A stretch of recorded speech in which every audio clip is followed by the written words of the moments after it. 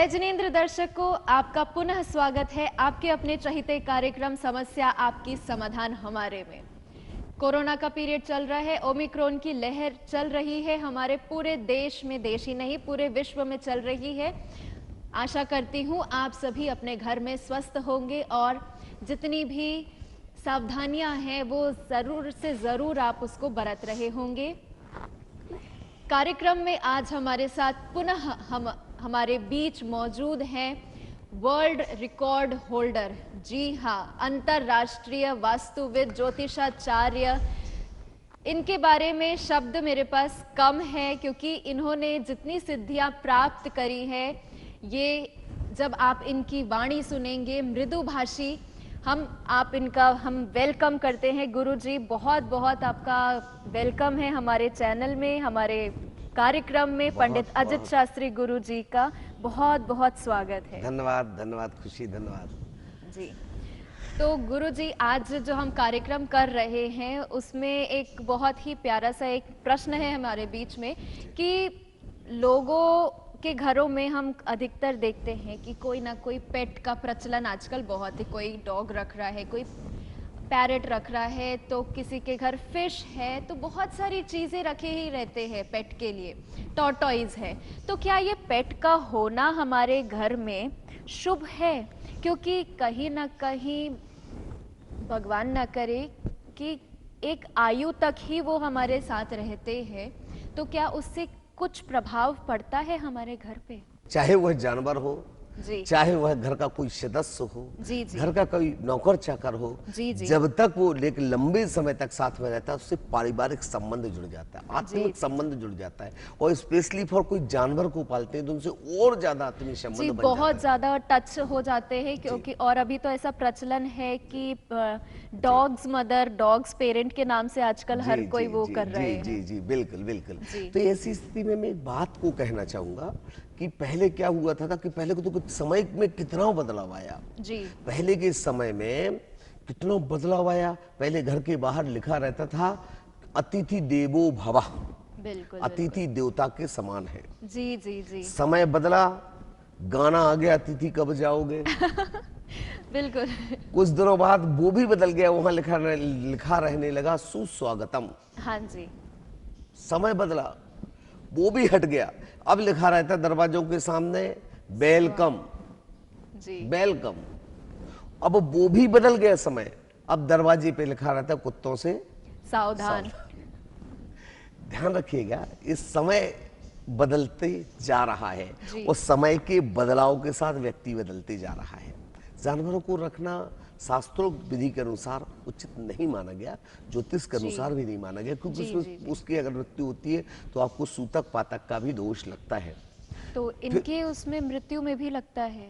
बिल्कुल लगेगा, घर के परिवार का सदस्य बन चुका, आपके परिवार का सूतक पातक आपको लगेगा, एक दिन का आपको सूतक पातक इसमें लगेगा। जी, जी, ऐसी स्थिति में एक बात और यहाँ पर आती है जो महत्वपूर्ण बिंदु है, जो बहुत खास बिंदु यहाँ पर नोट करने वाली बात है कि हर व्यक्ति को, जानवर चाहे वो डॉग हो चाहे कोई भी हो, काव्य नंबर 10वां जो है, इस काव्य को तो हमेशा अनवरत रूप से पढ़ करके इसका तेल मंत्रित करके, इसका तेल मंत्रित करके मतलब इसमें सरसों का तेल मंत्रित होता है, सरसों के तेल को मंत्रित करके पूरे सर्वांग शरीर पर व्यक्ति को 27 दिन तक अनवरत रूप से लगा लेना चाहिए। ऐसा करने से किसी भी प्रकार का, चाहे वो कुत्ता हो चाहे वो जानवर हो, उनके काटने से, जहरीले जानवर हो, उनको काटने से वह असर भी असर होता है। तो आपको किसी प्रकार का पॉइजन, जहर का काम नहीं करता है। काव्य नंबर 10वां पहले पढ़ते हैं हम। इस काव्य के रिद्धि मंत्र को पढ़ते हुए आपको एक दिन में मात्र 3 माला करनी है। शुद्ध घी का दिया जलाएं और एक आपको सरसों के तेल को सामने रख लें पात्र में, साथ ही साथ में आप एक अखंड ज्योत को जलाएं, मंगल कलश को विराजमान करें और इस मंत्र की आराधना अनवरत रूप से आपको करनी है। 21 दिन तक इसकी आराधना आप कर लें, वह तेल मंत्रित होगा, पूरे सर्वांग शरीर में लगाएं।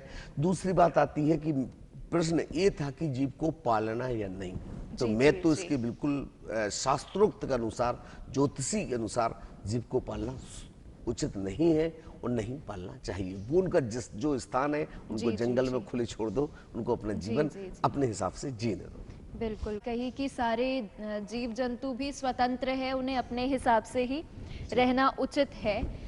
तो दर्शकों, देखा आपने कितनी अच्छी जानकारी हमारे गुरुजी द्वारा दी गई है और आशा है आप लोग कॉपी पेन लेके बैठे होंगे कि गुरुजी जो भी टिप दे रहे हैं वो आप अवश्य नोट कर रहे होंगे।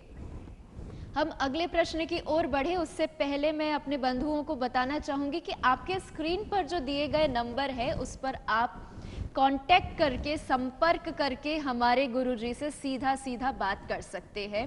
व्हाट्सएप के माध्यम से कर सकते हैं और ईमेल का आईडी भी दिया हुआ है और वेबसाइट भी दी हुई है, तो आप किसी भी प्रकार से हमारे गुरुजी से संपर्क कर सकते हैं। यदि अगर आपने यह प्रोग्राम कहीं से मिस कर दिया है तो हमारे YouTube चैनल को भी आप लाइक करें, शेयर करें, सब्सक्राइब करें और बेल आइकन जरूर दबाएं और उसमें यह कार्यक्रम वापस से आप देख सकते हैं। तो गुरुजी, हमारे जैसे हमने बड़े बुजुर्गों से भी सुना है और ज्योतिष शास्त्र में भी दिया हुआ है कि तारे जिन्हें हम नक्षत्र कहते हैं, तो उनके विषय में आप कुछ बताइए, क्योंकि उसके विषय में हमें उतना कुछ ज्ञान नहीं है। देखिए, नक्षत्र और तारे की बात आती है। नक्षत्र जो है वो 27 नक्षत्र होते हैं जी। और 27 नक्षत्र के प्रत्येक के 4 चरण होते हैं, प्रथम चरण, द्वितीय चरण, तृतीय चरण, चतुर्थ चरण। तो अगर उनके चरणों को अगर हम देखें तो अगर 27 नक्षत्र और 4 चरण तो 108 हो जाते हैं। तो 108 प्रकार के पूरे नक्षत्र को शांत करने के लिए एक नमोकार मंत्र की माला रोज करें। दूसरी बात यहाँ पर ध्यान देने की बात है, नक्षत्रों के भी भेद होते हैं, चल, अचल, स्थिर, अस्थिर। तो अगर हम अस्थिर लग्न आदि में कोई काम करते हैं तो वह काम हमारे लिए निश्चित तौर पर एक विश्वास मान के चलिएगा कि वह काम आपको कभी भी सफलता की कारक को नहीं देगा। कैसे? जैसे मान लीजिए आपने चल नक्षत्र में व्यापार शुरू किया तो वह चल रहेगा, स्थायी रहेगा, कभी बढ़ेगा नहीं। और चल नक्षत्र में तो व्यापार हमेशा अचल नक्षत्र में, अचल लग्न में करना है। अचल लग्न में किया हुआ व्यापार, अचल लग्न में किया हुआ कोई भी काम आपका जो बहुत ज्यादा अच्छा रहेगा। लेकिन अब यहां पर समझने का पॉइंट है कि इसके माने अचल नक्षत्र अच्छा है तो अचल नक्षत्र, चल नक्षत्र अच्छा, तो बोले आपने कहा चल नक्षत्र में व्यापार करना चाहिए तो चल नक्षत्र अच्छा हो गया? जी नहीं। चल नक्षत्र में अगर शादी कर ली तो ज्यादा दिन टिकेगी नहीं, जाकर के टूट जाएगी। जी। दीक्षा ले ली तो ज्यादा दिन तक वह दीक्षा चलेगी नहीं, वस्त्र पहन के भाग जाएंगे। जी। तो वो अपन को चल नक्षत्र में करना है। इनके अलग अलग भेद होते हैं, अलग अलग प्रकार होते हैं, अलग अलग वस्तु होते हैं।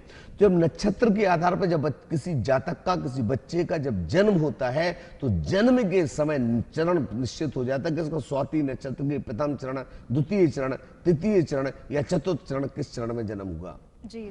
उसका जिस चरण में जन्म होता है उसके आधार पर उसका फलादेश होता है, उसके आधार पर उसका पूरा जीवन यापन महत्वपूर्ण हुआ करता है। जी। हाँ जी।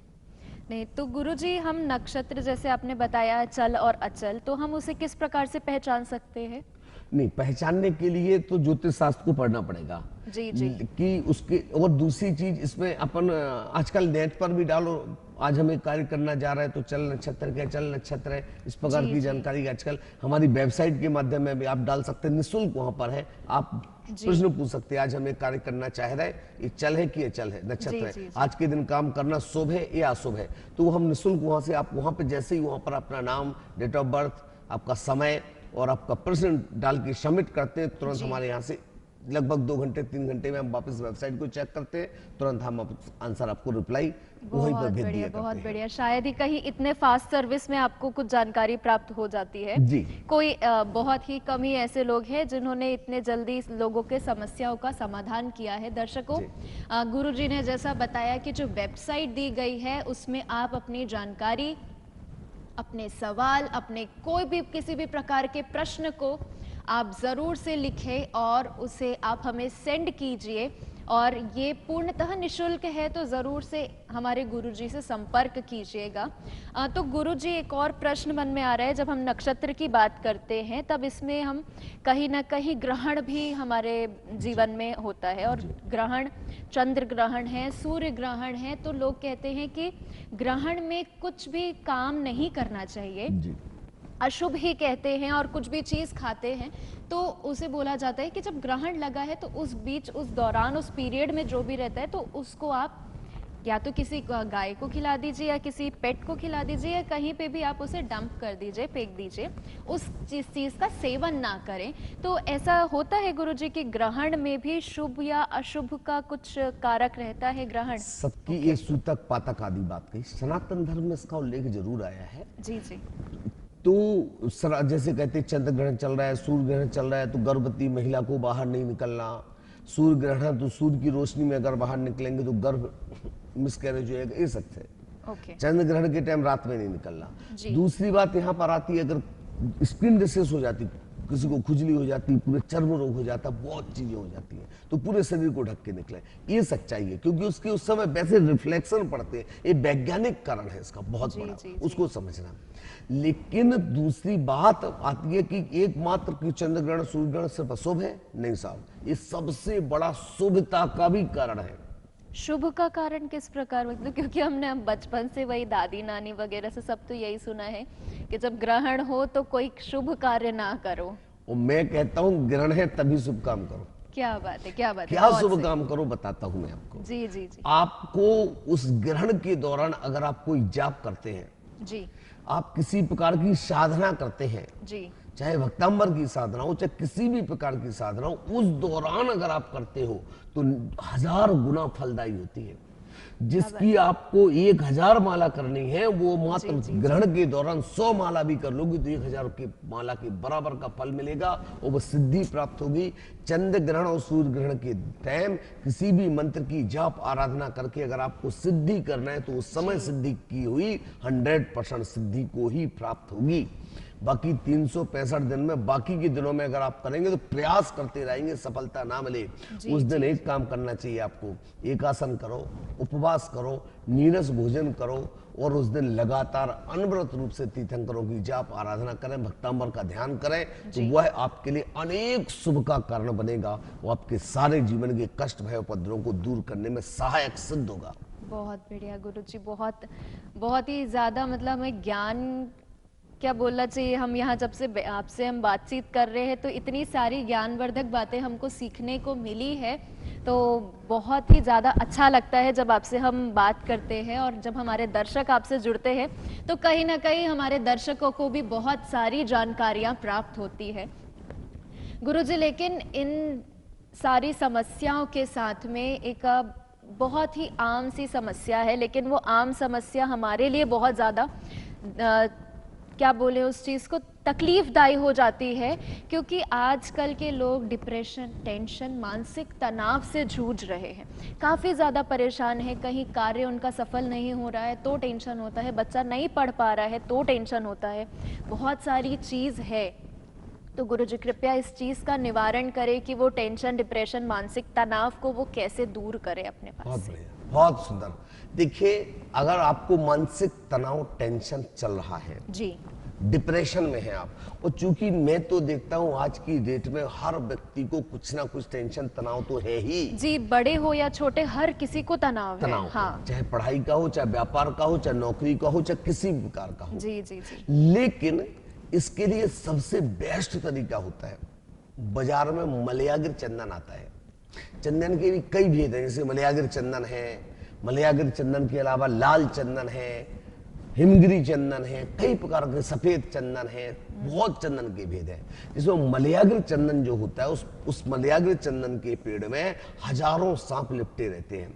वो मलयागिर चंदन इतना अद्भुत चंदन होता है, उसे पत्थर पर घसे जी जी, मतलब जो चंदन घसने का स्थान होता है उसमें घसे, और चंदन घसने के बाद माथे पर आज्ञा चक्र पर यहाँ पर तिलक लगाएं।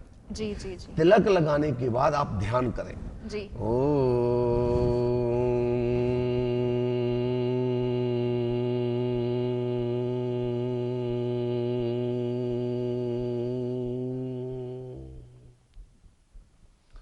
ओमकार में लगातार अनवरत रूप से इस ध्वनि को करते रहे, करते रहे, करते रहे, करते रहे, अनवरत रूप से करते हुए फिर धीरे धीरे चिंतन करें, विचार करें, सोचें आपकी समस्या क्या है।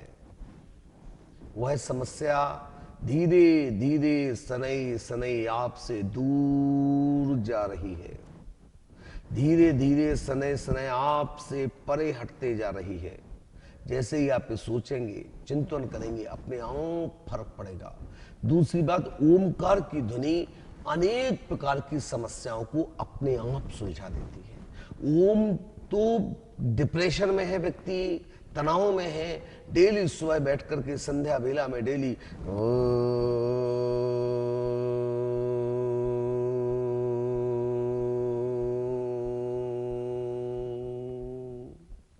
इस प्रकार से लगातार वह ध्यान कर सकता है। और इसके अलावा ये प्रयोग करने के अलावा कुंडली से भी पता चलता है कि आपके जीवन में किस प्रकार की परेशानी है, तो उसको दिखवा करके अपने जीवन में सुख शांति समृद्धि में बनाएं। सभी से हम पुनः रिक्वेस्ट करेंगे कि आप सभी टेंशन मुक्त रहिए। आप टेंशन मुक्त रहेंगे तो हमारा पूरा विश्व खुश रहेगा। तो आपके मन में जो भी प्रकार के किसी भी प्रकार के सवाल हैं, यदि आप किसी भी प्रकार से जूझ रहे हैं तो हमारे गुरुजी से संपर्क कर सकते हैं। हमारे स्क्रीन पे दिए हुए नंबर हैं जिनमें आप बिना संकोच के कॉल करके अपनी समस्याओं का समाधान कर सकते हैं। और साथ ही मैं गुरुजी से एक निवेदन करूंगी कि गुरुजी हमारे दर्शकों के लिए एक छोटी सी टिप दे दीजिए कि जिससे हमारे जो दर्शक है अपने 2022 को बहुत ही सुखमय सुख तरीके से निकाल सके। टिप्स यही है, हंसिए, मुस्कुराइए, खुश रहिए, बिल्कुल निश्चिंत रहिए, जीवन आपका सुखमय हो। इसी के साथ आपको सादर जय जिनेंद्र।